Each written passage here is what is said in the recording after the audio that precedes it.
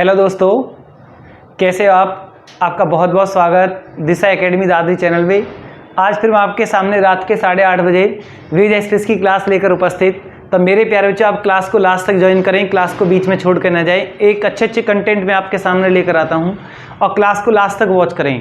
सभी स्टूडेंट, मैं आपको 30 सेकंड का समय देता हूं। आप क्लास को सभी अपने दोस्तों में, अपने भाइयों में, सगे संबंधियों में क्लास को आप शेयर कर सकते हैं आप। तो मेरे प्यारे बच्चों, आप चलिए क्लास के साथ जुटिए। आप पहला क्वेश्चन आपके लिए बहुत बढ़िया क्वेश्चन आपके लिए। देखिए, आप पहले क्वेश्चन को आप आराम से पढ़िए। आप मेरे प्यारे बच्चों, पहले क्वेश्चन में क्या लिखा हुआ है देखिए, पढ़िए आप।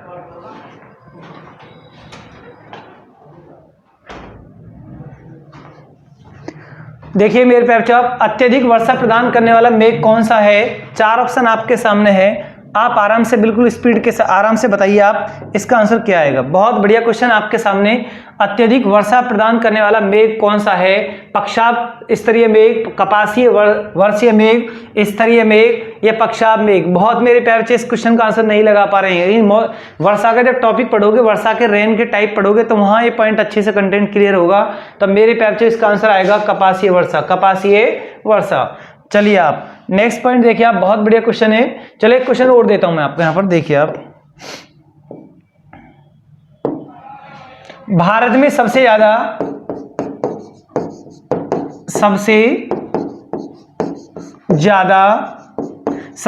वर्षा कौन से मानसून से होती है? कौन से मानसून से होती है? भारत का पूछा सिर्फ मैंने आपसे, कौन से मानसून से भारत में सबसे ज्यादा वर्षा होती है?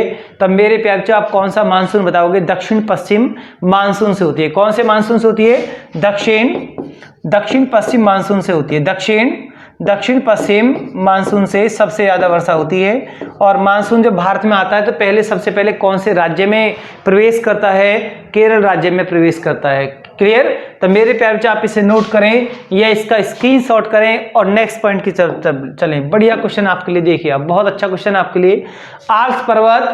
आल्प्स पर्वत की उच्च श्रेणी से उतरकर घाटियों में कौन सी पवनें बहती हैं? चिनुक, फॉन, बोरा, सिरोको। तो मेरे प्यारे बच्चों, ये क्वेश्चन आपका वर्ल्ड ज्योग्राफी का क्वेश्चन है। जिन बच्चों का ज्योग्राफी के टॉपिक अच्छे से क्लियर है, कंटेंट क्लियर है, वो ऐसे क्वेश्चन का आंसर लगा सकते हैं, वरना फिर ये क्वेश्चन गलत होने के चांस ज्यादा बनते हैं। तो मेरे प्यारे बच्चों, इसका आंसर क्या आएगा? फॉन। क्या आएगा?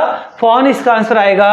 तो मेरे प्यारे बच्चों, आप लिखिए आप नेक्स्ट पॉइंट आपके लिए बढ़िया क्वेश्चन। देखिए आप, भारत के उत्तरी राज्य में शीत ऋतु में वर्षा किस प्रकार होती है? संवहनीय, चक्रवातीय, मानसूनीय, पर्वतीय।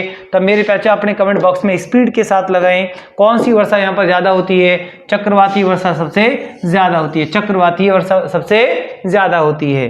तो मेरे प्यारे, अभी ये टॉपिक आपके समझ में कम आएंगे क्योंकि अभी इनके आपके कंटेंट पूरे नहीं हुए हैं। ज्योग्राफी का टॉपिक चल रहा है, साइट पर वर्ल्ड ज्योग्राफी चल रही है। तो मेरे प्यारे बच्चों, साइट पे जो वर्ल्ड ज्योग्राफी आपकी चल रही है, तो वहां पर आपका एक एक कंटेंट, चाहे वो साइक्लोन है या तूफान है, वर्षा है या कुछ भी है, झील है, पर्वत है, पठार है, मैदान है, किस तरह का पृथ्वी की संरचना है, ज्वालामुखी है, सब मिट्टी है, सारे पॉइंट आपके एक एक कंटेंट, या महासागरीय जल धाराएं हैं, गर्म धाराएं, ठंडी धाराएं कैसे बहती हैं, पवनें कैसे चलती हैं, पछुआ पवनें कैसे चलती हैं, गर्म हवाएं कैसे चलती हैं, ठंडी कैसे उठती हैं। क्लियर? तो ये सब टॉपिक आपको वर्ल्ड ज्योग्राफी के अंदर धीरे धीरे वेबसाइट पर एक हफ्ते में, 8 दिन के अंदर वो आपका सारा कंटेंट आपके पास पहुंच जाएगा। मेरे प्यारे बच्चों, देखिए आप नेक्स्ट क्वेश्चन, अधिक वर्षा के क्षेत्र में पाए जाते हैं। कितना बढ़िया क्वेश्चन है। अधिक वर्षा के क्षेत्र पाए जाते हैं, इस लाइन का मतलब है कि सबसे ज्यादा वर्षा कौन से क्षेत्र में होती है। 4 ऑप्शन आपके सामने है। तो मेरे प्यारे बच्चों, 4 ऑप्शन देख करते हैं, इसका आंसर क्या आएगा। पहला ऑप्शन है उपोष्ण कटिबंध क्षेत्र में, मध्य अक्षांश क्षेत्र में, अक्षांशीय विषुवत रेखा क्षेत्र में या भूमध्य सागरीय क्षेत्र में। तो मेरे प्यारे बच्चों, कमेंट बॉक्स में स्पीड के साथ लगाएं इस क्वेश्चन का आंसर। इसमें सिर्फ ये पूछा है कि कौन से क्षेत्र में वर्षा सबसे ज्यादा होती है। तो बहुत बच्चे स्पीड के साथ टाइपिंग कर रहे हैं और इसका आंसर सही भी लगा रहे हैं और गलत की संख्या भी बहुत ज्यादा बढ़ रही है। तो मेरे प्यारे बच्चों, आप अक्षांश विषुवतीय रेखा क्षेत्र में सबसे ज्यादा वर्षा होती है। विषुवत को बोलते हैं भूमध्य भूमध्य रेखा। तो मेरे प्यारे बच्चों आप नेक्स्ट पॉइंट देखिए, आप बढ़िया पॉइंट आपके सामने, बड़ा अच्छा कंटेंट आपके सामने आएगा। क्वेश्चन को आराम से पढ़िए आप, कितना आसान क्वेश्चन आपके सामने आया है। बहुत मेरे प्यारे बच्चे इस क्वेश्चन का आंसर बड़ी स्पीड के साथ लगा रहे हैं। क्वेश्चन उन्हें पढ़ लिया है और उनकी समझ में आ गया है कि क्वेश्चन क्या पूछा जा रहा है। क्वेश्चन है मेरे प्यारे बच्चों, विश्व की सबसे लंबी नदी कौन सी है? चार ऑप्शन आपके सामने है, नील नदी, अमेजन नदी, यांगटी सीकियांग, यांगजी नहीं, इसका नाम यांगटी सीकियांग है, यांगटी सीकियांग, यांगटी सीकियांग ये इसका नाम है, और मिसिसिपी मिसूरी। बहुत मेरे प्यारे बच्चों ने टाइपिंग की स्पीड बढ़ा दी है, अब उन पे कोई प्रेशर नहीं है क्योंकि उन्हें बहुत कुछ पढ़ लिया है। अब उनका आंसर ऐसा गलत नहीं होगा। सबसे लंबी नदी कौन सी है? नील नदी है। विश्व की सबसे लंबी नदी कौन सी है? नील नदी है। कौन से महाद्वीप में है? ये अफ्रीका महाद्वीप में। कौन से महाद्वीप में इसकी पोजीशन है? अफ्रीका महाद्वीप में है। और मिस्र की राजधानी काहिरा कौन सी नदी पर बसा हुआ है? नील नदी पर बसा हुआ है। क्वेश्चन आ जाए, नील नदी कहां से निकलती है? तो मेरे प्यारे बच्चों अभी विद्या एक्सप्रेस की क्लास में आपको सभी कंटेंट मैंने आपको बता रखे हैं, तो दोबारा से भी आपको बताए जा रहे हैं जिससे कि मेरे किसी प्यारे बच्चे का क्वेश्चन ऐसा गलत ना हो जाए। नील नदी का उद्गम स्थल कहां पर है? विक्टोरिया झील। ये नदी कहां से निकलती है? विक्टोरिया झील से निकलती है, विक्टोरिया झील से निकलती है। अगर यहीं पर मैं आपसे क्वेश्चन और पूछ लूं मेरे प्यारे बच्चों, आप बता सकते हैं उस क्वेश्चन का आंसर भी? बताइए आप, बढ़िया क्वेश्चन एकदम आपके सामने। विश्व की सबसे बड़ी नदी, देखो ये तो लंबी है, अब क्वेश्चन पूछ लिया विश्व की सबसे बड़ी नदी कौन सी है? आयतन की दृष्टि से, चौड़ाई के आधार पर, आयतन की दृष्टि से विश्व की सबसे बड़ी नदी मेरे प्यारे बच्चे कौन सी आएगी? तो आपका आंसर क्या आएगा? अमेजन। ये अमेजन नदी कौन से महाद्वीप में है? बहुत मेरे प्यारे बच्चे अमेजन नदी की लोकेशन भी बता पा रहे हैं कि अमेजन नदी कौन से महाद्वीप में आती है। अमेजन नदी दक्षिण अमेरिका महाद्वीप में इसकी पोजीशन है, दक्षिण अमेरिका महाद्वीप में इसकी पोजीशन है। जिस मेरे प्यारे बच्चे ने वर्ल्ड ज्योग्राफी का पूरा टॉपिक साइड से, दिशा की साइड से पढ़ लिया या पहले ऑफलाइन क्लास में पढ़ लिया, उसे ज्यादा प्रॉब्लम नहीं आएगी और उसका विश्व का भूगोल का एक भी क्वेश्चन गलत नहीं होगा। साइड पर अगले 10 दिन में पूरा वर्ल्ड ज्योग्राफी डाल दिया जाएगा, फिर आपका जीवन में कोई क्वेश्चन गलत नहीं होगा। वर्ल्ड ज्योग्राफी में आपके 2 क्वेश्चन आए या 4 आए या 5 आए, आपके गलत नहीं होंगे मेरे प्यारे बच्चे। आप देखिए, आप दक्षिण अमेरिका महाद्वीप की सबसे बड़ी नदी अमेजन, और लंबाई में इसका नंबर कौन सा आता है? लंबाई में मेरे प्यारे बच्चों इसका दूसरा स्थान है। लंबाई में इसको कौन सा स्थान मिला हुआ है? दूसरा स्थान मिला हुआ है। अब क्वेश्चन यहां था कि विश्व की सबसे लंबी नदी कौन सी है? नील नदी है। अमेजन के बारे में आपने जिक्र कर लिया है, यांगटी सीकियांग। एशिया महाद्वीप की सबसे बड़ी नदी कौन सी है? एशिया महाद्वीप की सबसे बड़ी नदी कौन सी है? यांगटी सीकियांग। एशिया महाद्वीप, ये एशिया महाद्वीप की सबसे बड़ी नदी है और इसकी पोजीशन चाइना में है। चाइना का संघाई शहर इसी नदी पर बसा हुआ है। चाइना का संघाई शहर यांगटी सीकियांग पर बसा हुआ है मेरे प्यारे बच्चों। और मिसिसिपी मिसूरी, ये उत्तरी अमेरिका महाद्वीप की सबसे बड़ी नदी। नॉर्थ अमेरिका महाद्वीप की सबसे बड़ी नदी कौन सी है? मिसिसिपी मिसूरी है। तो मेरे प्यारे बच्चों मैंने आपको ये 4 के पूरे कंटेंट आपको दिए, और जो मेरा प्यारा बच्चा वर्ल्ड ज्योग्राफी जिसने पहले पढ़ रखी है या जो साइट पर आप पढ़ रहे हैं, तो उसकी भी 10 दिन में पूरी कवर हो जाएगी। वर्ल्ड भी और इंडिया भी 10 और 12-13 दिन में उनका कंप्लीट ज्योग्राफी हो जाएगा। साइट पर डाला जा रहा है और उनका कई पॉइंट उनके कवर भी हो गए हैं। तो मेरे प्यारे बच्चों विद डायग्राम उनको बोर्ड पर विद डायग्राम, एक डायग्राम बनाकर उनको अच्छे से कंटेंट दिया जा रहा है साइट पर। उनका कोई भी क्वेश्चन एग्जाम में गलत नहीं होगा। ये विद एक्सप्रेस की क्लास है, ये सिर्फ आपकी प्रैक्टिस की क्लास है मेरे प्यारे बच्चों। देखिए आप नेक्स्ट पॉइंट देखिए, आप बढ़िया कंटेंट आपके सामने, क्वेश्चन का आंसर लगाएं स्पीड के साथ। निम्नलिखित में से कौन सी नदी यूरोप से नहीं गुजरती? निम्नलिखित में से कौन सी नदी यूरोप से नहीं गुजरती? तो मेरे प्यारे बच्चों आप बताइए, आप अगर आपने वर्ल्ड ज्योग्राफी को पढ़ रखा है तो आप क्वेश्चन का आंसर लगा सकते हैं। आप अगर वर्ल्ड ज्योग्राफी नहीं पढ़ रखी है तो मेरे प्यारे बच्चे आप क्वेश्चन को इतनी आसानी से नहीं लगा सकते। आप वोल्गा नदी, डैन्यूब नदी, राइन नदी, जिन बच्चों ने यूरोप महाद्वीप को अच्छे से पढ़ रखा है उनकी बिल्कुल समझ में आ रहा है कि यहाँ पर कौन सी नदी यूरोप महाद्वीप से नहीं गुजरती, ओरिनिको। बाकी तीनों नदी आपकी यूरोप महाद्वीप की नदी हैं, तीनों नदी यूरोप महाद्वीप की नदी हैं। और इस क्वेश्चन का आंसर क्या आया, इस क्वेश्चन का आंसर है मेरे पास ओरिनको नदी, ओरिनको नदी। लेकिन मैं आपको कंटेंट जब मैं 8:30 बजे विद एक्सप्रेस की क्लास में प्लेटफॉर्म के साथ अगर मैं यहाँ पर आया हूं तो मेरे प्यारे बच्चे मैं कभी गाल बजाने नहीं आता हूं। मैं जब आता हूं तो पूरा कंटेंट आपके लेकर आता हूं, पूरे क्वेश्चन आपके लिए लेकर आता हूं। क्लियर? मेरा मोटिव नहीं है कि आकर मुझे इधर उधर की बातें करना है, मुझे सिर्फ आपको पढ़ाना है और मेरा काम सिर्फ पढ़ाना है। तो आपको मैं पढ़ाता रहूंगा, हमेशा पढ़ाता रहूंगा विद एक्सप्रेस की क्लास के साथ, हमेशा आपके साथ बना रहूंगा। और दिन में भी लाइव क्लास के साथ ज्योग्राफी के भी कंटेंट मैं आपके लिए लेकर आऊंगा। किसी के चक्रवात समझ में नहीं आता, किसी के समझ में तूफान नहीं आते, किसी के समझ में हवा नहीं आती, किसी के समझ में ज्वालामुखी नहीं आते, किसी के समझ में ज्वालामुखी या उनके उद्गार या पृथ्वी की संरचना नहीं आती। विद डायग्राम में छोटी छोटी क्लिप आपके लिए लेकर आऊंगा। लेकिन अगर आप बोलो कि उसे प्रॉपर तरीका से यूट्यूब पर करा दो, मेरे प्यारे बच्चों बहुत इंपॉसिबल है, क्योंकि साइट वाले बच्चों के लिए कोर्स पूरा डालना पड़ता है। छोटी छोटी क्लिप जरूर मैं आपके लिए लेकर आऊंगा, जो पॉइंट आपके जो कुछ सब्जेक्ट कमजोर हैं वो आपके स्ट्रांग हो जाएंगे। देखिए आप, वोल्गा नदी यूरोप महाद्वीप की सबसे लंबी नदी, एक क्वेश्चन आपको ये मिलता है। देखिए आप, यूरोप महाद्वीप की सबसे लंबी नदी, यूरोप महाद्वीप की सबसे लंबी नदी,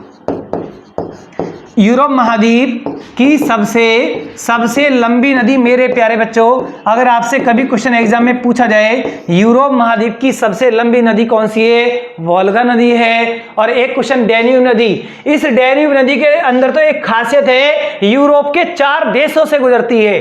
डैन्यूब नदी का जो उद्गम स्थल है, जर्मनी के ब्लैक फॉरेस्ट से निकलती है। जर्मनी के मेरे प्यारे बच्चों देखिए आप, जर्मनी के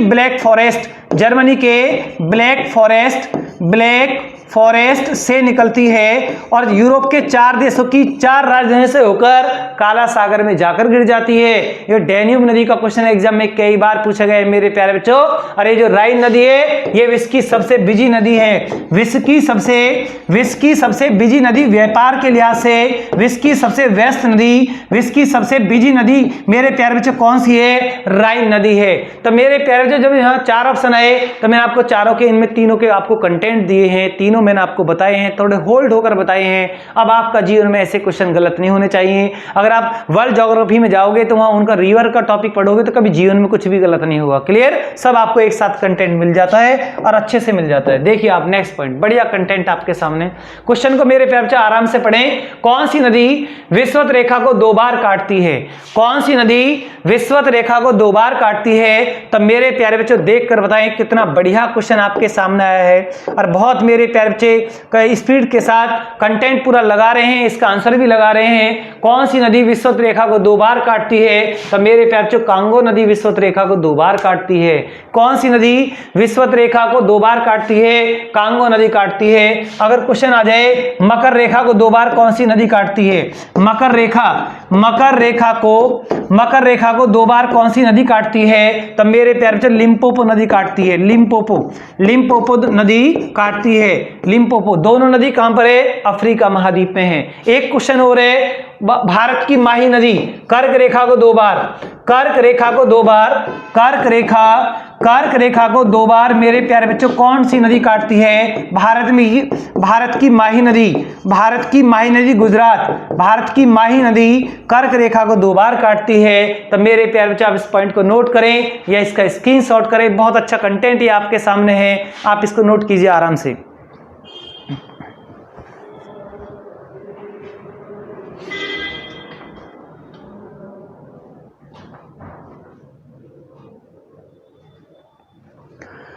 चलिए आप, बढ़िया क्वेश्चन आपके सामने, क्लास के साथ बने रहिए, लास्ट तक क्लास को वॉच कीजिए। एक एक क्वेश्चन की बहुत वैल्यू होती है और एक एक क्वेश्चन आपके भविष्य को बिगाड़ सकता है और आपके भविष्य को बना सकता है। अगर आपने एक एक क्वेश्चन की वैल्यू को समझकर अपनी तैयारी की, तब मेरे प्यारे बच्चे वो दिन दूर नहीं है कि आपका सिलेक्शन ना हो, 100% सिलेक्शन होगा। और मैं बार बार इसी बात को कहता हूँ मेरे प्यारे बच्चों, आप अपना माइंड डाइवर्ट ना कर और अच्छे कंटेंट के साथ पढ़ें, अच्छे मेथड के साथ पढ़ें और आगे बढ़ने का प्रयास करें। और वो यानी कि आगे बढ़ने का प्रयास करें और अपने जीवन को सफल बनाने की कोशिश करें। क्लियर? देखिए मेरे प्यारे बच्चा, बहुत अच्छा कंटेंट आपके सामने, बढ़िया क्वेश्चन एकदम आपके लिए। देखिए आप, समुद्र की गर्म धाराएं समुद्र की गर्म धाराएं यानी भूमध्य रेखा की ओर जाती हैं, कर्क रेखा तथा मकर रेखा के बीच चलती हैं, या ध्रुवों की ओर चलती हैं, उष्ण कटिबंध की ओर चलती हैं। अब मैटर ये नहीं करता है कि ये क्वेश्चन आया था आपने इसका आंसर लगा दिया तो इसका आंसर ये है, रट्टा आपने लगा लिया। जब तक मेरे प्यारे समुद्र की धाराओं का, गर्म धाराओं का, ठंडी धाराओं का जब तक आपको ज्ञान नहीं होगा, किस दिशा में चलती हैं, क्यों मुड़ जाती हैं, मुड़ने का कारण क्या है, टर्निंग पॉइंट क्यों उनमें हो रहा है, तो कौन सी डिग्री पर कौन सी पवनें चल रही हैं, धाराएं चल रही हैं, तब मेरे प्यारे जब तक आप उस कंटेंट पर उस डायग्राम विद डायग्राम द्वारा प्रैक्टिकल रूप में आप उसको नहीं समझ पाओगे, तब तक इन चीजों पर रट्टा कब तक लगाओगे, नहीं हो पाएगा क्वेश्चन का आंसर। ठीक क्लियर। अगर आप इस पूरे कंटेंट को पढ़ लेते तब मेरे प्यारे आपको यहां बिल्कुल देख के बताते कि इसका बिल्कुल आंसर ये आएगा, और आप उसमें 10 पॉइंट और जोड़ देते। क्लियर, उसमें 10 पॉइंट और जोड़ देते। तो इसलिए मैं बार बार आपसे कहता हूं, प्रैक्टिस की क्लास लेकर आता हूं आपके लिए, एनालिसिस के लिए, कि जिससे कि आप कंटेंट पर जाएं और प्रॉपर तरीका से पढ़ें, और कोई भी क्वेश्चन कितना भी हार्ड लैंग्वेज में आए आपकी समझ में बिल्कुल आना चाहिए। इसका आंसर ये आएगा, क्योंकि एग्जामिनर हमारा पागल बना रहा है, इसका मतलब ये है, हमें तो सिर्फ इसका ये लगाना है। और इसके बारे में हम और भी कुछ जानते हैं तो मेरे ध्रुवों की ओर जाने पर समुद्र की धाराएं कैसे हो जाती हैं, गर्म धाराएं हो चलती हैं। क्लियर, गर्म धाराएं। नेक्स्ट देखिए आप, बढ़िया क्वेश्चन आपके सामने, देखो आप क्वेश्चन को आराम से पढ़िए आप, भारत किस अक्षांश के मध्य स्थित है, भारत किस अक्षांश के मध्य स्थित है, 905 से लेकर 3805 उत्तरी अक्षांश, 804 से 37 डिग्री उत्तरी अक्षांश। तो मेरे प्यारे से 4 ऑप्शन आपके सामने हैं, कौन सा ऑप्शन बिल्कुल सही आएगा। तो मेरे प्यारे जो टाइपिंग की स्पीड बढ़ाएं, अपनी टाइपिंग की स्पीड बढ़ाएं और इस क्वेश्चन का आंसर बताएं, बड़ी स्पीड के साथ बताएं, अब पूरे जोश के साथ बताएं मेरे प्यारे बच्चे, जोश के साथ बताएं। क्लास को लास्ट तक वॉच करें, एक एक कंटेंट आपके लिए बहुत मेरे प्यारे बच्चे ने बिल्कुल सही लगा रहे हैं मेरे प्यारे बच्चे। इसका आंसर सेकंड ही आएगा, बिल्कुल सेकंड आएगा। जिस मेरे प्यारे बच्चे ने भारत की भौगोलिक पृष्ठभूमि का पूरा लेक्चर पढ़ लिया है, सबसे पहले इंडिया ज्योग्राफी के अंदर पहला जो लेक्चर है वो भारत की स्थिति है, भारत की भौगोलिक पृष्ठभूमि है। जिस बच्चे को भारत की भौगोलिक पृष्ठभूमि का ज्ञान है तब मेरे प्यारे बच्चों के क्वेश्चन तो उसके लॉजिकल भी ठीक हो जाते हैं, और वहां से अगर इंडिया ज्योग्राफी के 4 क्वेश्चन आते हैं तो मेरे प्यारे बच्चों उनमें से 2 क्वेश्चन तो आपको भारत की भौगोलिक पृष्ठभूमि के ही मिल जाते हैं। क्लियर। तब मेरे प्यारे बच्चों आप नेक्स्ट लिखिए, आप बहुत अच्छा कंटेंट इसमें देखिए, आप बहुत बढ़िया कंटेंट देखिए। आप भारत का देशांतरीय विस्तार क्या है, भारत का देशांतरीय विस्तार क्या है। तब मेरे प्यारे बच्चों अपने कमेंट बॉक्स में स्पीड के साथ लगाएं, आप इसका आंसर क्या लगा सकते हैं, आप इसका मतलब क्या है। जिस बच्चे ने अक्षांश और देशांतर की डिग्रियों को पढ़ रखा है, उनके बारे में नॉलेज है, अक्षांश क्या होता है, देशांतर क्या होता है, तो वो मेरा प्यारा बच्चा इससे ऐसे क्वेश्चन को गलत नहीं करेगा और ऐसे क्वेश्चन हमेशा उसके ठीक रहेंगे। तब मेरे प्यारे बच्चों बताइए, आप अक्षांश और देशांतर पर आपको जाना पड़ेगा, उसके कंटेंट पर जाना पड़ेगा, उसके बेसिकल पॉइंट पर जाना पड़ेगा, उसके डायग्राम पर जाना पड़ेगा। और समझ में नहीं आता तो मेरे प्यारे बच्चों आप ऑफलाइन क्लास की होगी तो उस नोट्स को देखिए, और नहीं समझ में आता है तो दिशा की जो वेबसाइट है उसको ज्वाइन कीजिए, वहां पर ऑलरेडी वर्ल्ड ज्योग्राफी आपकी चली हुई है और 10-12 दिन में पूरी वर्ल्ड ज्योग्राफी आपके बिल्कुल आपके नोट आपके पास होगी, सारी वीडियो आपके पास होंगी, सब कुछ पूरा कंटेंट आपके पास पहुंच जाएगा। तब मेरे प्यारे बच्चे देखिए आप क्वेश्चन, इसका आंसर क्या आएगा। 68 डिग्री 7 से पूर्व से 97 डिग्री, ये इसका आंसर मेरे प्यारे बच्चे ये आएगा, इसका आंसर ये आएगा। क्लियर। अब सपोज करो आप ये इंडिया है और ये आपका देखिए आप ये इंडिया है, तो इसमें ये कौन सी दिशा है, ये ईस्ट है, ये वेस्ट है। अब ये ईस्ट है, ये वेस्ट है, इन दोनों का जो डिफरेंस है मेरे प्यारे बच्चों आप, तो किस तरीके से यहाँ भारत को कितने डिग्री पर है, 82.5 डिग्री पर है, ये आपका 68 डिग्री है, कितना है 68 डिग्री 47 मिनट, और ये आपका 97 यहाँ आएगा, 97 डिग्री 225। अगर इन दोनों में आप डिफरेंस करोगे तब मेरे पृथ्वी किस डायरेक्शन में घूमती है, पृथ्वी पश्चिम से पूर्व घूमती है, पृथ्वी पश्चिम से पूर्व घूमती है, तो ये 68 डिग्री है, वो 97 डिग्री है। तब मेरे प्यारे बच्चे बताइए 68 में 97 में कितना डिफरेंस आता है, लगभग 30 डिग्री मान लो आप, 29.29 30 डिग्री आप सीधा एवरेज लेकर चलो। आप सपोज करो इन दोनों के बीच में कितना डिफरेंस है, दोनों के बीच में 30 डिग्री का डिफरेंस है। अब मेरे प्यारे बच्चों पृथ्वी को 1 डिग्री चलने में कितना समय लगता है, पृथ्वी को 1 डिग्री चलने में पृथ्वी को 1 डिग्री चलने में कितना समय लगता है? पृथ्वी को 1 डिग्री घूमने में पृथ्वी कितना समय ले जाती है? 4 मिनट का समय ले जाती है। जब 4 मिनट का समय लेती है तो 15 डिग्री घूमने में कितना समय लेगी? 15 डिग्री घूमने में कितना समय लेगी? 15 चौका 60, 1 घंटा ले जाएगी। और ये टोटल डिग्री कितने? 30 डिग्री हैं। तो 30 डिग्री में पृथ्वी पहुंचने में कितना समय लेगी? 2 घंटे का समय लेगी, 120 मिनट का समय लेगी। तो मेरे प्यारे बच्चों, यहाँ आपका कौन सा है? ये आपका पूर्व है, ये आपका पश्चिम है। पश्चिम में कौन सा राज्य? गुजरात है। कौन सा है? ये गुजरात है। ये यहाँ पर अरुणाचल प्रदेश है। तो मेरे प्यारे बच्चों, जब पृथ्वी को यहाँ से यहाँ तक डिग्री घूमने में कितना समय लगा? 2 घंटे का समय पृथ्वी ले जाती है। तो मेरे प्यारे बच्चों, जब गुजरात के समय में और अरुणाचल प्रदेश के समय में कितने घंटे का भारत में डिफरेंस आ गया? 2 घंटे का डिफरेंस आ गया। गुजरात के समय में और अरुणाचल प्रदेश के समय में कितने घंटे का डिफरेंस आया? 2 घंटे का डिफरेंस आया, क्योंकि पृथ्वी को 1 डिग्री घूमने में कितना समय लगता है? 4 मिनट का समय लगता है। और 68 डिग्री और 97 डिग्री को आप डिफरेंस करोगे, इनका अंतर करोगे तो 30 डिग्री के आसपास आएगा। सीधे एवरेज रखिए आप 30 डिग्री, तो 120 यानी 2 घंटे का कम से कम लगभग डिफरेंस आता है। तो अगर आपसे एग्जाम में पूछ लिया जाए गुजरात और अरुणाचल प्रदेश के समय में कितने घंटे का डिफरेंस है, तो मेरे प्यारे बच्चों क्या बताओगे आप? तो बताइए आप, अगर गुजरात में 5 बज रहे हैं तो अरुणाचल प्रदेश में कितना समय है? तो वहां 7 बज रहे हैं।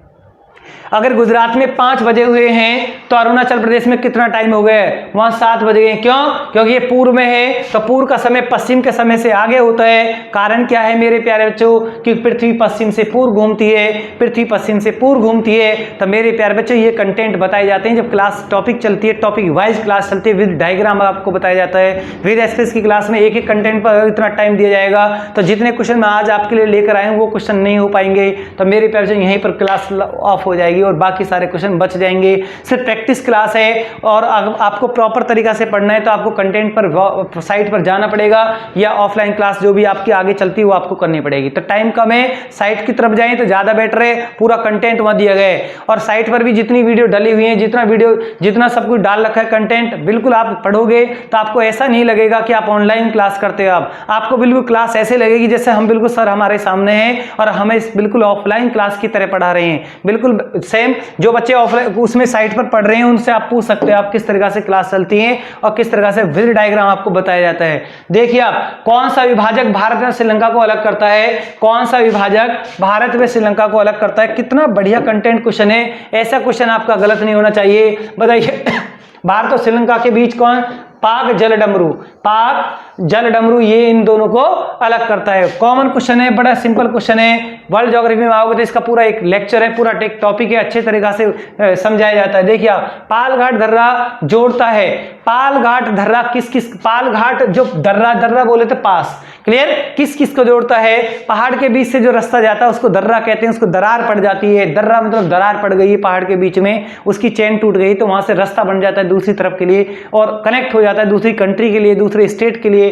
तो पालघाट दर्रा किसको कनेक्ट करता है? तमिलनाडु और केरल को कनेक्ट करता है। तमिलनाडु और केरल इससे जुड़ जाते हैं, इस दर्रे से तमिलनाडु और केरल कनेक्ट होते हैं। मेरे प्यारे बच्चों, आप इसको नोट कर सकते हैं या इसका स्क्रीनशॉट कर सकते हैं। और नेक्स्ट पॉइंट की तरफ चले। बढ़िया क्वेश्चन आएगा आपके सामने, बहुत अच्छा क्वेश्चन आएगा मेरे प्यारे बच्चे। देखिए, आप क्लास को लास्ट तक वॉच करें, एक एक क्वेश्चन की बहुत वैल्यू होती है, तो इसलिए मैं बार बार आपसे कहता हूं कि क्लास की वैल्यू बहुत ज्यादा है। आप क्वेश्चन को पढ़िए। आप, दक्षिण भारत की सबसे ऊंची चोटी कौन सी है? अपने कमेंट बॉक्स में स्पीड के साथ लगाएं। मेरे प्यारे बच्चों, इस क्वेश्चन का आंसर स्पीड के साथ लगाएं। दक्षिण भारत की सबसे ऊंची चोटी कौन सी है?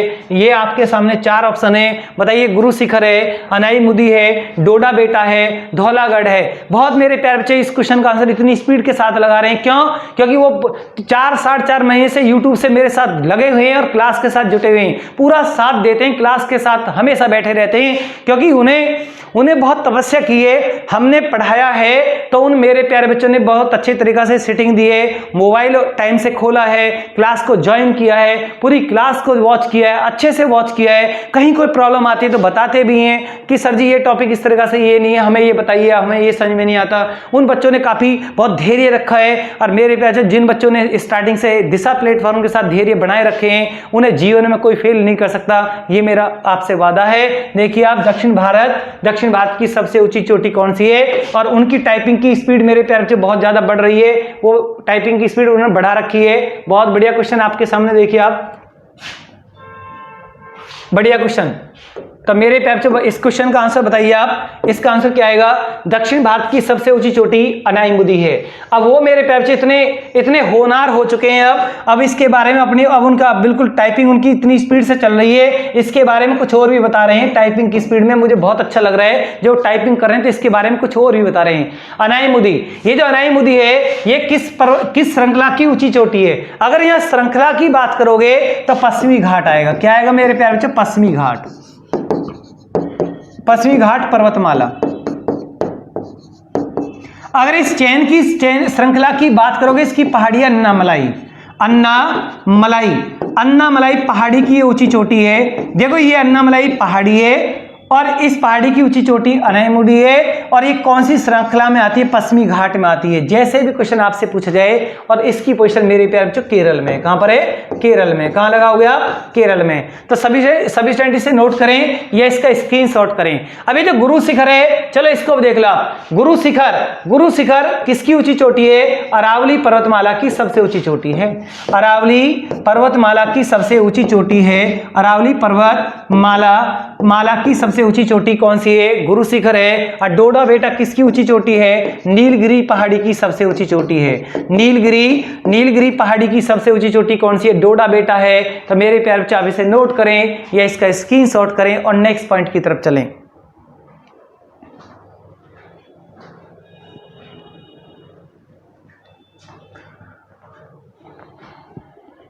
चलिए आप, बहुत बढ़िया क्वेश्चन था आपके सामने मेरे प्यारे बच्चों। देखो आप इसे नोट कीजिए। आप बहुत बार, आप कई बार वीडियो एक्सप्रेस की क्लास में आप इस पॉइंट को नोट कर चुके हैं। आप बढ़िया पॉइंट एकदम आपके सामने। और नेक्स्ट पॉइंट की तरफ चलिए। बढ़िया कंटेंट आपके सामने मेरे प्यारे बच्चों, देखिए आप बढ़िया कंटेंट। देखो आप कितना बढ़िया क्वेश्चन आपके सामने आया है। क्वेश्चन को आराम से वॉच कीजिए और फिर उसका आंसर लगाइए। छोटा नागपुर पठार की सबसे ऊंची चोटी कौन सी है? कितना बढ़िया क्वेश्चन आपके सामने आया है।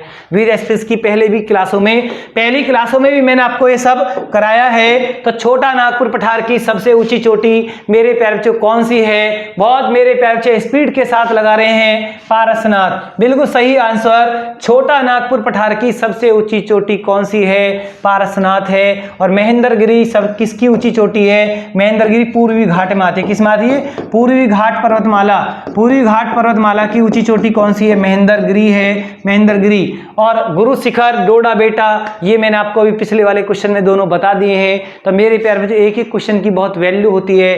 बस आपको करना क्या है, सिलेबस ज्यादा होता है। ये बार बार मैं आपसे यही बोलता हूँ, जितनी ज्यादा प्रैक्टिस करोगे आप, एक एक पॉइंट को, एक एक सब्जेक्ट को आप 50-50 बार रीडिंग करके जाओगे, आप अच्छे से कंटेंट को करके जाओगे, आपका कोई क्वेश्चन गलत नहीं होगा। देखिए आप, भोर घाट जोड़ता है, किस किस को जोड़ता है? भोर घाट भी अपना में क्या है? दर्रा है। और ये दर्रा ये पास किस किस को कनेक्ट करता है? पुणे को मुंबई से कनेक्ट करता है।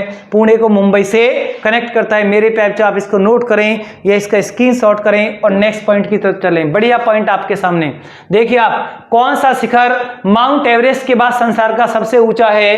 कौन सा शिखर माउंट एवरेस्ट के बाद संसार में सबसे ऊंचा है? तो मेरे प्यारे बच्चों आपका आंसर क्या आएगा? बहुत अच्छा कंटेंट है। K2 Godwin Austen. तो मेरे प्यारे बच्चों कहां पर है? ये J&K में है। J&K में कौन से पर्वतमाला की ऊंची चोटी है? कराकोरम पर्वतमाला की सबसे ऊंची चोटी है। और भारत की सबसे ऊंची चोटी का नाम क्या है? K2 गॉडविन ऑस्टिन, कराकोरम पर्वत श्रेणी की ऊंची चोटी और स्टेट J&K। नोट करें मेरे प्यारे बच्चे इसको। चलिए आप, बढ़िया क्वेश्चन आपके सामने, नोट करें आप इसको। बढ़िया क्वेश्चन एकदम, बहुत अच्छा कंटेंट आपके सामने। देखिए आप, बढ़िया क्वेश्चन। जोजिला दर्रा किसको जोड़ता है? कितना बढ़िया क्वेश्चन है मेरे प्यारे बच्चे। स्पीड के साथ लगा दो इसका आंसर, लगाइए स्पीड के साथ। बहुत खुशी होगी मुझे जब आपको स्पीड के साथ इसे लगाओगे आप। जोजिला दर्रा किस किस को कनेक्ट करता है? लेह को श्रीनगर से कनेक्ट करता है। लेह श्रीनगर इससे कनेक्ट हो जाते हैं। मेरे प्यारे बच्चों आप, जोजिला दर्रा कहां पर है? J&K में है। बहुत बढ़िया क्वेश्चन आपके सामने था ये। अब नेक्स्ट क्वेश्चन देखिए आप, पश्चिमी घाट तथा पूर्वी घाट पर्वत श्रेणी किस पहाड़ी में मिलते हैं? तो कौन सी पहाड़ी है जहां पश्चिमी घाट और पूर्वी घाट का मिलन हो जाता है? ये क्वेश्चन मैंने आपको पहले भी कई बार बता रखा है मेरे प्यारे बच्चों। आप अब इसका आंसर लगाइए आप। इसका आंसर क्या आएगा? बहुत मेरे प्यारे बच्चे इस क्वेश्चन का आंसर बहुत स्पीड के साथ लगा रहे हैं और मुझे बहुत अच्छा लग रहा है। वो क्वेश्चन का आंसर लगा पा रहे हैं। नीलगिरी पहाड़ी तमिलनाडु में है और इसकी सबसे ऊंची चोटी अभी आपको थोड़ी देर पहले मैंने आपको बताया डोडा बेटा है। कौन सी है मेरे प्यारे बच्चों? डोडा बेटा है, डोडा बेटा। अब नेक्स्ट पॉइंट देखिए आप, बढ़िया कंटेंट आपके सामने। क्वेश्चन को आराम से पढ़ें मेरे प्यारे बच्चों, क्वेश्चन को आराम से पढ़ें। क्वेश्चन आपसे कह क्या रहा है? क्वेश्चन है अरावली पर्वतमाला से निकलने वाली कौन सी नदी पूर्व की ओर बहती है? अरावली पर्वतमाला से निकलने वाली कौन सी नदी पूर्व की तरफ बहती है? तब मेरे प्यारे बच्चों आप बताइए। इसे इस क्वेश्चन का आंसर वो बच्चा बता पाएगा जिसने भारत की नदियों का जिसे ज्ञान है, भारत की लोकेशन, भारत की जो रिवर है उनकी लोकेशन का ज्ञान है, कहां से निकलती, कहां जाती है, कौन सी नदी किस में गिरती है, कौन सी नदी पर कौन सा बांध है, कौन से शहरों से निकलकर वो नदियां जाती हैं, तो वो मेरा प्यारा बच्चा बता सकता है। और जिसका रिवर, इंडियन रिवर का, भारतीय नदियों का टॉपिक तैयार नहीं है, तब मेरे प्यारे बच्चे उसका आपको कंटेंट पे जाना पड़ेगा, इंडिया का मैप बनाकर आपको दिखाना पड़ेगा कि कौन सी नदी कहां से आ रही, कहां जा रही है। ये बहुत जरूरी है आपके लिए, क्योंकि एक एक क्वेश्चन की वैल्यू होती है, और क्वेश्चन जब एग्जाम में गलत होता है, घर आप आते हो चेक करते हो आप, तो मेरे प्यारे से बहुत दुख उठता है कि पड़ोसी पास हो जाता है 1-2 नंबर से और वहां तुम फेल हो जाते हो आप, तो बहुत दुख की बात है, पूरी 1 साल चली जाती है। तब मेरे प्यारे से कोई भी लापरवाही नहीं करनी है, कोई भी लापरवाही आपको नहीं करनी है, आगे बढ़ना है, अच्छे से मेहनत करनी है, अब नहीं तो कभी नहीं, ज्यादा से ज्यादा मेहनत करनी है, पीछे मुड़ कर नहीं देखना है। ये नहीं देखना कि पड़ोसी फेल हो गया हम भी फेल हो गए, वो फेल हो गया तो तुम भी फेल हो गए, तुम भी बैठ जाओ बराबर में, हम भी आपके बराबर में बैठ के, बैलेंस बन जाता माइंड का कि फलाना फेल हो गया, वो फेल हो गया, हम भी फेल हो गए, क्या दिक्कत है? ऐसे नहीं। क्लियर? कोई फेल हो गया ठीक है, बट मेरे प्यारे बच्चों आपको फेल नहीं होना है, आपको मेहनत करनी है। क्लियर? सबकी सिचुएशन अलग अलग होती है, सबकी सिचुएशन, सबकी परिस्थितियां, सबके हालात अलग अलग होते हैं। आप खुद अपना एनालिसिस कर सकते हो कि हमारे हालात क्या हैं, हमें किस तरीके से अपने फैमिली बैकग्राउंड से आगे बढ़ना है, कहाँ किस प्लेटफॉर्म पर हम खड़े हुए हैं, कैसे हमें आगे बढ़ना है। टाइम बहुत गलत भी है, बहुत आने वाला टाइम भी गलत है। अब जो जैसे कोरोना जैसी महामारी है, ये में भी बड़ी परेशानी मेरे प्यारे बच्चों के सामने, सभी के सामने परेशानी है। तब मेरे प्यारे बच्चों मेरा सिर्फ आपसे ये रिक्वेस्ट है कि आप इतनी ज्यादा मेहनत करें, पीछे मुड़ के आपको नहीं देखना है। हालात अगर आप अब नहीं पढ़े तो आगे चल के हालात और ज्यादा गंभीर और बस से बदतर हो जाएंगे। तब मेरे प्यारे बच्चों आपको ज्यादा से ज्यादा मेहनत कीजिए, आप खुश रहिए और बढ़िया मेहनत करके आगे बढ़िए। आप एक एक कंटेंट, एक एक पॉइंट पर आपकी नजर होनी चाहिए, और 10-12 घंटे अपनी बुकों से इतना लगाव कीजिए आप कि आपको बुक से अलग कुछ भी और सूझे ना। बिल्कुल है तो बुक है, बाकी कुछ नहीं है जीवन में है। अगर आपका कोई जीवन साथी है, अगर मैं आपसे लास्ट बार ये बात बोलता हूं, अगर आपका कोई जीवन साथी है तो वो आपकी बुक है, बाकी और कोई जीवन साथी नहीं है। क्लियर? बुकों से आप इतना लगाव, इतना प्रेम कीजिए कि जिससे कि आपका जीवन सफल हो, आप आगे बढ़ो। जो लोग आपसे नाराज हो रहे हैं, तो उनकी नाराजगी आप जॉब लगने के बाद आप उनकी नाराजगी दूर कर सकते हो अपनी फैमिली के साथ, या कोई रिलेशन में आप नहीं जाते, अब कहते भाई वो आते नहीं है, तब मेरे प्यार से पहले जॉब है, पहले अपना फ्यूचर है, सब कुछ बाद में है। तो आप बुकों से लगाव कीजिए, परीक्षा पास होगी। छोटा टेस्ट नहीं, बड़े बड़े टेस्ट को आप पास कर पाओगे, और लोग सरप्राइज में रह जाएंगे, अरे ये तो पढ़ता ही नहीं था, इसने इतना बड़ा टेस्ट कैसे पास कर दिया।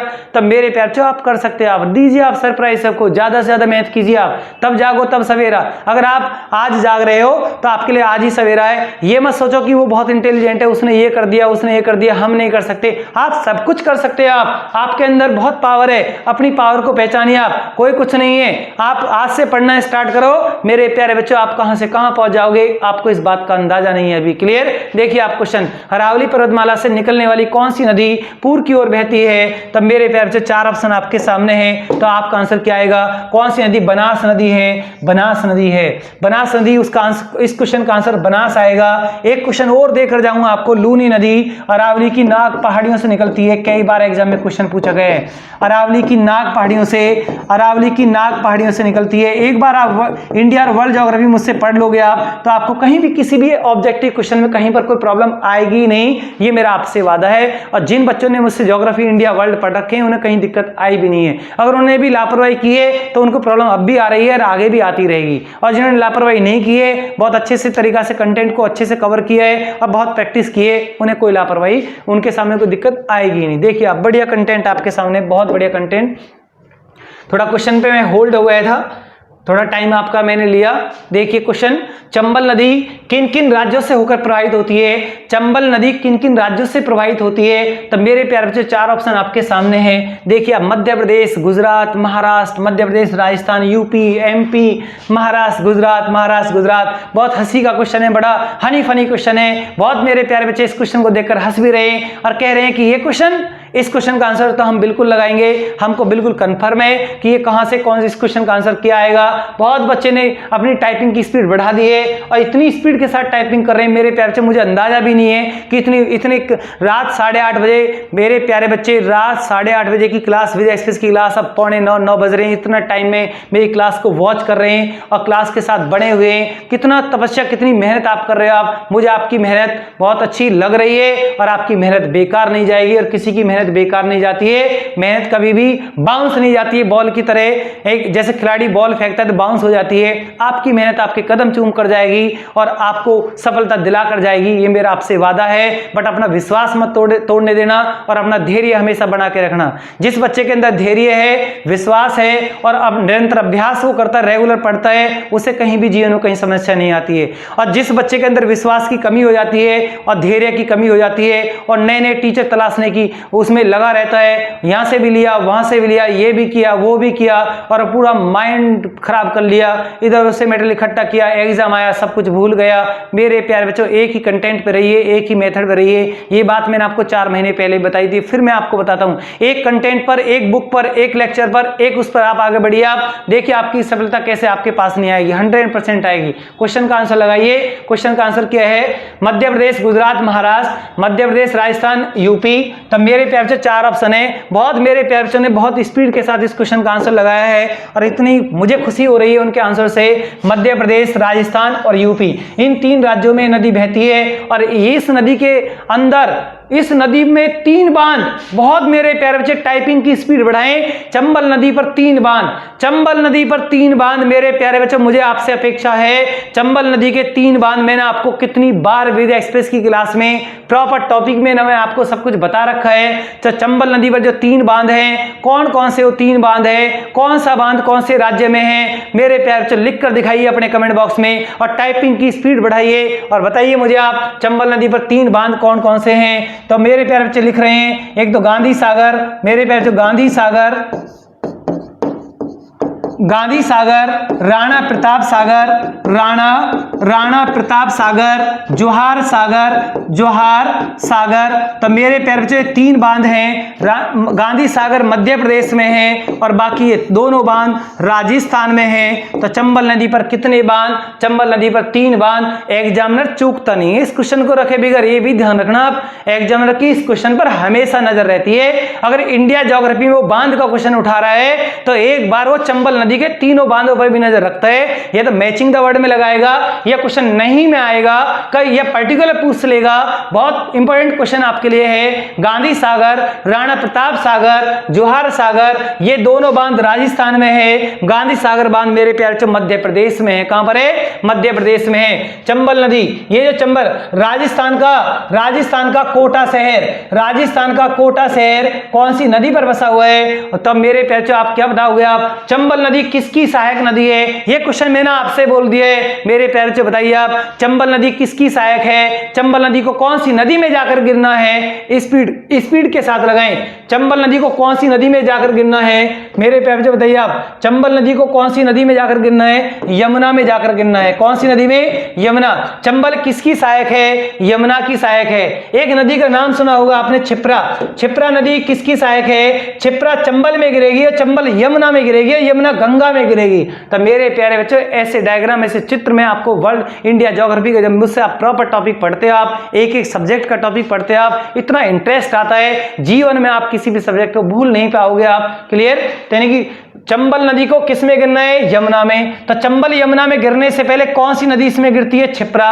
तो चंबल, छिप्रा गिरती है चंबल में, चंबल गिरती है यमुना में, यमुना गिरती है गंगा में, यमुना गिरती है गंगा में और गंगा चली जाती है बांग्लादेश। बांग्लादेश में उसका नाम क्या है? पद्मा। और आगे चलकर गंगा की अंतिम धारा क्या कहलाती है मेरे प्यारे बच्चों? मेघना। और मेघना बंगाल की खाड़ी में जाकर गिरती है। तो गंगा नदी का वो अंतिम भाग, गंगा नदी की वो अंतिम धारा जो बंगाल की खाड़ी में गिरती है, उसका नाम क्या है? है? मेघना। गंगा नदी, सीधा क्वेश्चन है कि गंगा नदी कहां जाकर गिरती है? तो बंगाल की खाड़ी में जाकर गिरती है। गंगा नदी कहां से निकलती है? उत्तराखंड के गंगोत्री से निकलती है। तो मेरे प्यारे बच्चों, एक एक कंटेंट, एक एक पॉइंट आपका बहुत इंटरेस्ट के तौर पर मैं आपको पढ़ा रहा हूं, और पूरी इंडिया और वर्ल्ड ज्योग्राफी 10, 12, 15, 13, 14 दिन में आपकी कंप्लीट हो जाएगी। तब मेरे प्यारे बच्चों, आप देखिए, आप बढ़िया पॉइंट आपके सामने, बढ़िया कंटेंट। आइए आपको क्वेश्चन के साथ, बढ़िया क्वेश्चन देखिए आप। गोदावरी नदी कहां से निकलती है? तो मेरे प्यारे बच्चों, अपने कमेंट बॉक्स में स्पीड के साथ लगाएं, बढ़िया क्वेश्चन। गोदावरी नदी कहां से निकलती है? मैकाल पर्वत से निकलती है, विंध्याचल पर्वत से निकलती है, सह्याद्री पर्वत से निकलती है, सतपुड़ा श्रेणी से निकलती है। बहुत मेरे प्यारे बच्चे लगा रहे हैं, लगाइए आप। गोदावरी नदी कहां से निकलती है? सतपुड़ा श्रेणी से, मैकाल से, सह्याद्री से, विंध्याचल से। बहुत मेरे प्यारे बच्चे अपनी स्पीड को बढ़ा रहे हैं और क्वेश्चन का आंसर गलत भी बता रहे हैं और कुछ सही भी लगा रहे हैं, और सही की संख्या भी बहुत ज्यादा है, ऐसी कोई बात नहीं है मेरे प्यारे बच्चों। बिल्कुल आप बिल्कुल सही हो। इसका आएगा सह्याद्री पर्वतमाला। सह्याद्री पर्वतमाला की वो कौन सी पहाड़ी है? नासिक की पहाड़ियां। ये जो महाराष्ट्र में नासिक की पहाड़ियां हैं, नासिक की जो पहाड़ियां हैं, ये किस पर्वत श्रृंखला की पहाड़ियां हैं? वो पश्चिमी घाट सह्याद्री की पहाड़ियां हैं। सह्याद्री को क्या बोलते हैं? पश्चिमी घाट बोलते हैं। क्या बोलते हैं? पश्चिमी घाट। नासिक की पहाड़ियों से कौन सी नदी आई? गोदावरी नदी आई। बूढ़ी गंगा, वृद्ध गंगा किसे कहते हैं? अगर आपसे वृद्ध गंगा कह के क्वेश्चन पूछा जाए तो क्या आंसर आएगा? और यूपी पुलिस में इसका क्वेश्चन आया, प्रायद्वीपीय भारत की सबसे बड़ी नदी कौन सी है? मेरे प्यारे बच्चों, मैंने आपके लिए क्वेश्चन बोला, आंसर तो सामने रखा हुआ है।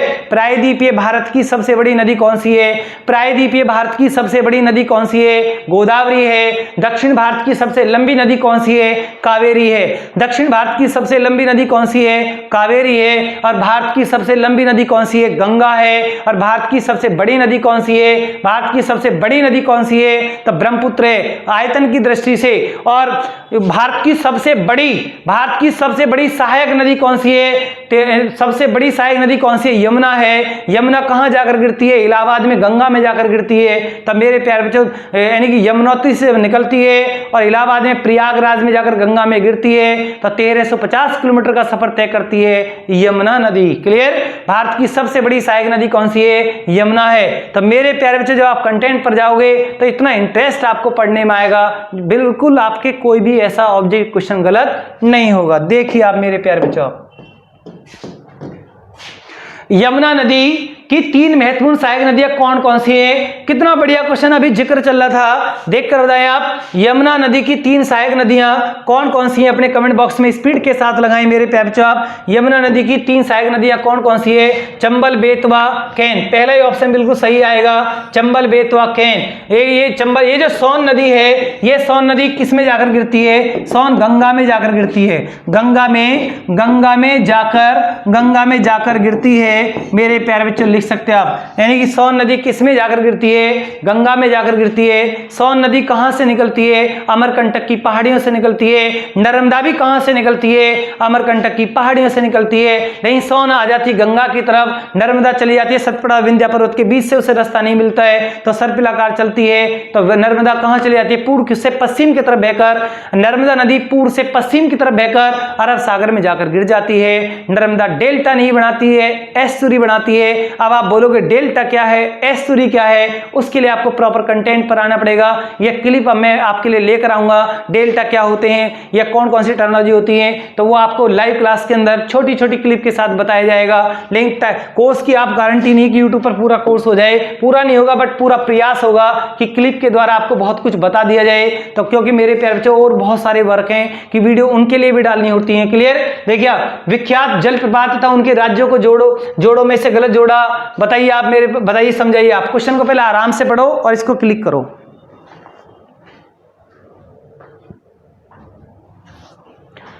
देखिए आप, यहां से पूछ क्या रहा है? गलत जोड़ा पूछ रहा है मेरे प्यारे बच्चों। बहुत मेरे प्यारे बच्चे इस क्वेश्चन को बिल्कुल समझ चुके हैं। क्वेश्चन सिर्फ ये है, ये मेरे प्यारे बच्चों क्या झरने हैं? क्या है? जलप्रपात से मतलब होता है झरना। सिर्फ ये पूछा जा रहा है कि कौन सा झरना कहां पर है। एक इनमें 3 सही है, एक गलत है। अब आपको बताना है कि कौन सा सही, कौन सा गलत है, बाकी 3 सही हैं। तो मेरे प्यारे बच्चों ये तीनों सही हैं। धुआंधार जलप्रपात मध्य प्रदेश में है, धुआंधार जलप्रपात मध्य प्रदेश में है।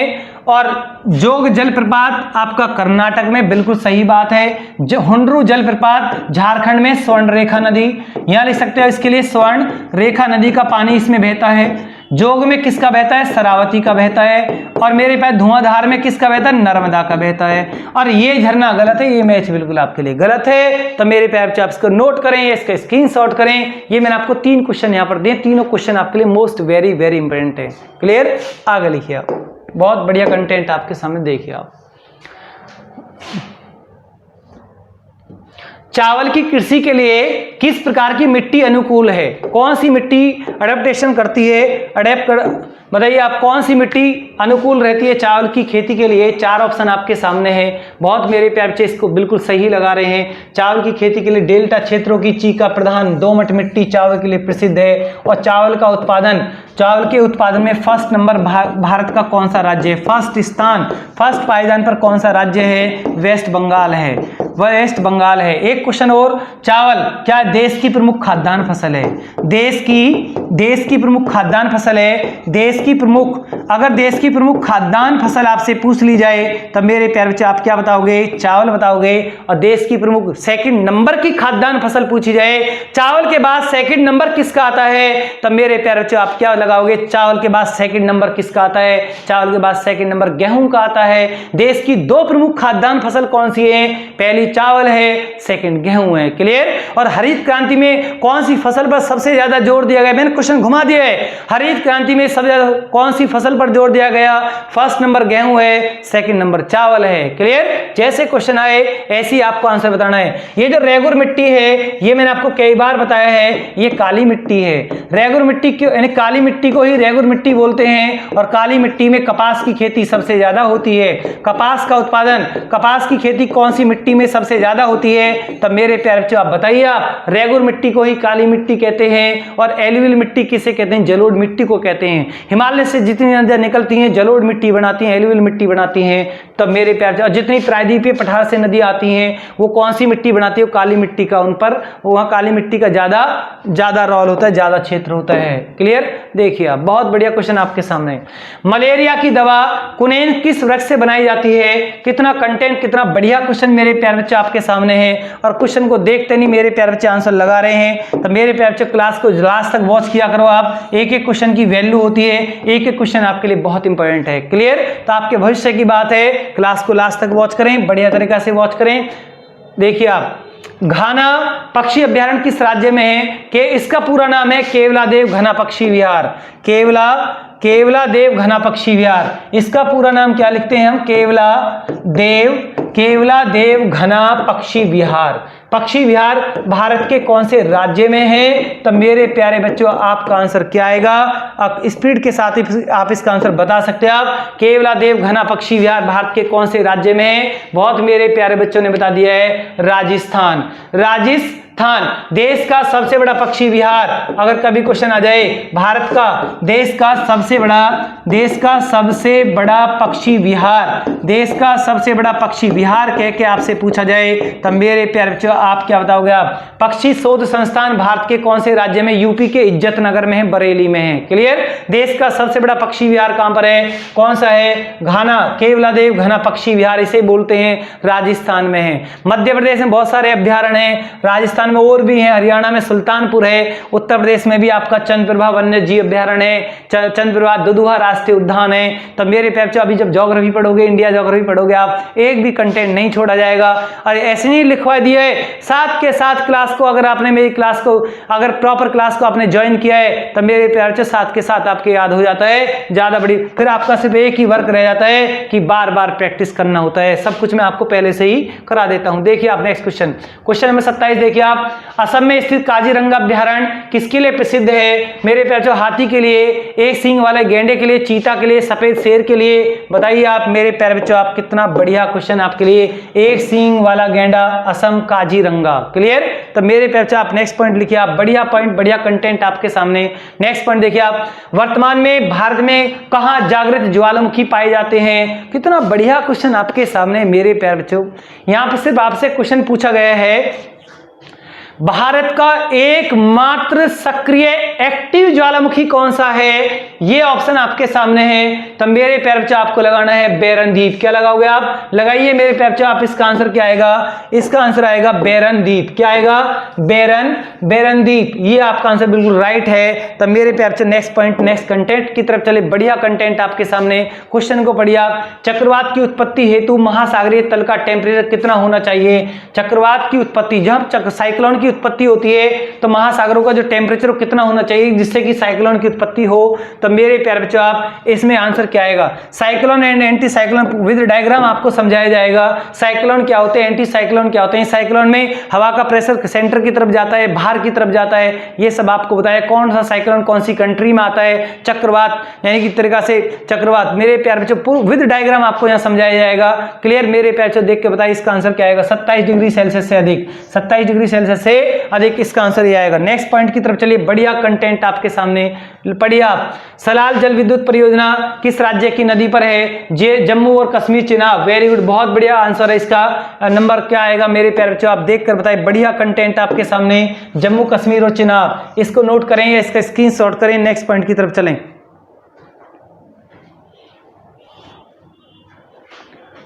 चलिए आप, बहुत बढ़िया क्वेश्चन है आपके सामने मेरे प्यारे बच्चों। देखिए आप, बहुत ही बढ़िया आपके।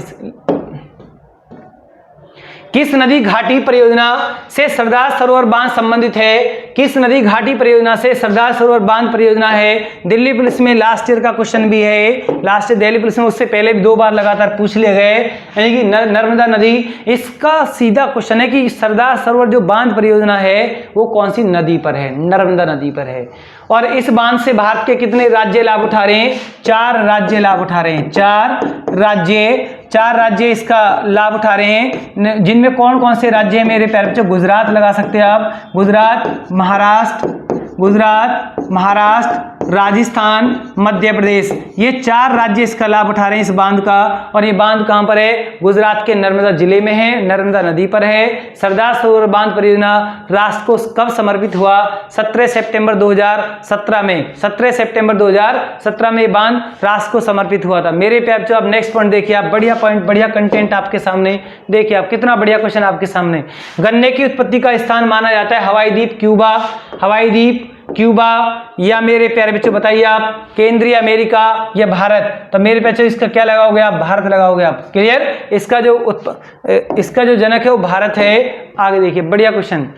फसल चक्र किसे कहते हैं? फसलों को एक निश्चित मात्रा में मिलाकर बोना, एक ही फसल को एक ही खेती में लगातार बोने की प्रक्रिया, या किसी निश्चित क्षेत्र में एक निश्चित समय पर तथा क्रम के अनुसार फसलों को उगाने की प्रक्रिया। तो मेरे प्यारे बच्चों नंबर 3 इसका बिल्कुल सही आएगा। नंबर 3 इसका बिल्कुल सही आएगा। लगाइए अपने कमेंट बॉक्स में, नंबर 3 बिल्कुल सही आएगा।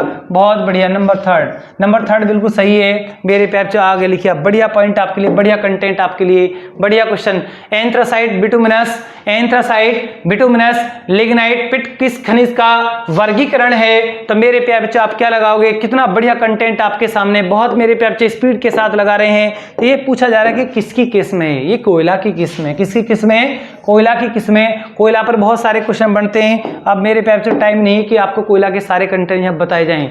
नरौरा परमाणु ऊर्जा केंद्र भारत के किस राज्य में स्थित है? मेरे प्यारे बच्चों बताइए नरौरा परमाणु केंद्र कहां पर है भारत में? अपने कमेंट बॉक्स में स्पीड के साथ लगाएं और बताएं कहां पर है। बहुत मेरे प्यारे बच्चे बता रहे हैं उत्तर प्रदेश, बुलंदशहर। उत्तर प्रदेश के बुलंदशहर में नरौरा परमाणु प्रोजेक्टर लगा हुआ है। बुलंदशहर, BSR।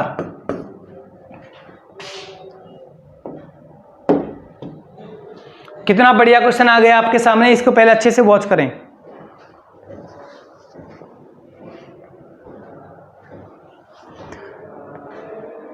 देखिए कितना बढ़िया क्वेश्चन मेरे प्यारे बच्चों। आप देख कर बताएं कितना अच्छा क्वेश्चन आपके सामने है। और एक क्वेश्चन नहीं, इसमें कई क्वेश्चन, कई आंसर आप बता सकते हो। आप बढ़िया कंटेंट आपको मिल रहा है। और पूरे 5 कंटेंट 5 राज्यों का यहाँ मिश्रण आपको दिखाई दे रहा है। तब मेरे प्यारे बच्चों इनका मैच करिए, आप मैच करिए, आराम से मैच करिए आप, किसका संबंध किससे है। ये परमाणु रिएक्टर केंद्र हैं और ये भारत के कौन से राज्य से संबंध रखते हैं, अपने कमेंट बॉक्स में लगाइए, आप स्पीड के साथ टाइपिंग कीजिए। 4 ऑप्शन में कौन सा राइट आएगा, किसका संबंध किससे। 5 क्वेश्चन आपको मैं यहाँ पर दे रहा हूँ, इसमें 5 क्वेश्चन मेरे प्यारे बच्चों, आप ये आपका लास्ट क्वेश्चन भी होगा। इसमें देखिए आप मेरे प्यारे बच्चों, कोटा परमाणु शक्ति केंद्र भारत के कौन से राज्य में है, राजस्थान में है। यानी एक का क्या आया, एक का 5 आया, तो 5 कितने में आ रहा है, 5 3 में आ रहा है, तभी 3 में देखना है, इससे अब हमारा कोई संबंध नहीं है। क्लियर, ये तरीका होता है। देखिए आप इसके बाद केगा परमाणु शक्ति केंद्र कहाँ, कैसे कैसे कर्नाटक, कैसे केगा कैसे कर्नाटक, इसका केगा आपका कर्नाटक में आएगा। तो 2 का 3 मेरे प्यारे बच्चे, 2 का 3 कौन से मारा है, 5 2 का 3 2 का 3, देखिए आप 5 2 का 3 इसमें आ रहा है, ये मेरे प्यारे 2 का 3 इसमें आया है, यहाँ 5 का 1 आया, अब इससे हमारा कोई संबंध नहीं है। यहाँ 5 का 1 इसमें आ रहा है, यहाँ 5 का 3 आ रहा है, तो इससे भी कोई संबंध नहीं। यहीं से आपका क्लियर हो रहा है, 5 का 3 5 3 4। अब देखिए नरोरा का संबंध किससे है, यूपी नंबर 4 से है, तो नंबर 4 यहाँ पर दिखाई दे रहा है। काकरापारा का संबंध किससे, गुजरात से है, तो यहाँ पर 2 आ रहा है मेरे प्यारे बच्चों। आप तो बिल्कुल आपका आंसर बिल्कुल सही हो गया है। तारापुर कहाँ से, तारापुर का संबंध किससे है मेरे प्यारे बच्चों, महाराष्ट्र से है। अब मेरे प्यारे बच्चों आप इसको नोट करें या इसका स्क्रीनशॉट करें, कितना बढ़िया कंटेंट आपके सामने। तो मेरे प्यारे बच्चों अगर आज आपको ये मेरी विविध एक्सप्रेस की क्लास पसंद आई है तो आप इस चैनल को लाइक और शेयर कर सकते हो आप। और मेरे प्यारे बच्चों आपसे सिर्फ मेरा ये अनुरोध है कि आप इतनी ज़्यादा मेहनत करें, इतनी ज़्यादा मेहनत करें, पीछे मुड़ के आपको नहीं देखना है, परीक्षा आपको पास करनी है, भीड़ चाल में नहीं रहना है, पड़ोसी नहीं पढ़ रहे आप भी नहीं पढ़ रहे, आप ऐसे नहीं करना है।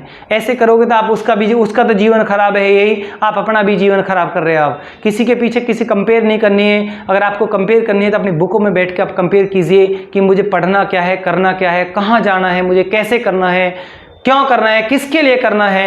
तब मेरे प्यारे बच्चों आप अपने कंटेंट पर जाइए, अपनी प्रैक्टिस कीजिए आप। और 2 अभी आपका डेली इसमें टाइम है, किसी बच्चे को डरने की कोई जरूरत नहीं है। और बिल्कुल पूरा कंटेंट मैं यहाँ लेकर आता हूँ आपके लिए, पूरा कंटेंट लेकर आता हूँ, पूरी साइट पर पूरा सिलेबस आपके लिए डाला जा रहा है। तब मेरे प्यारे बच्चों आप उसको भी आप ज्वाइन कर सकते हैं आप, यानी कि उसको भी आप ज्वाइन कर सकते हो। अगर आपने सब कुछ पढ़ रखा है तो ज्वाइन की कोई जरूरत भी नहीं है। अगर नहीं पढ़ रखा है, बहुत कुछ कमी आपको दिखाई अपने अंदर पड़ रही है, तो आप उसे ज्वाइन कर सकते हैं मेरे प्यारे बच्चों। आप उसका कुछ तो खर्चा है, वो तो आपको सभी को देना होता है। क्लियर। तो मेरे प्यारे बच्चों आप अगर आज आपको यानी कि विद एक्सप्रेस की क्लास पसंद आई है तो आप मेरे इस चैनल को लाइक कीजिए, शेयर कीजिए। धन्यवाद, गुड नाइट, मिलते हैं नेक्स्ट क्लास के साथ।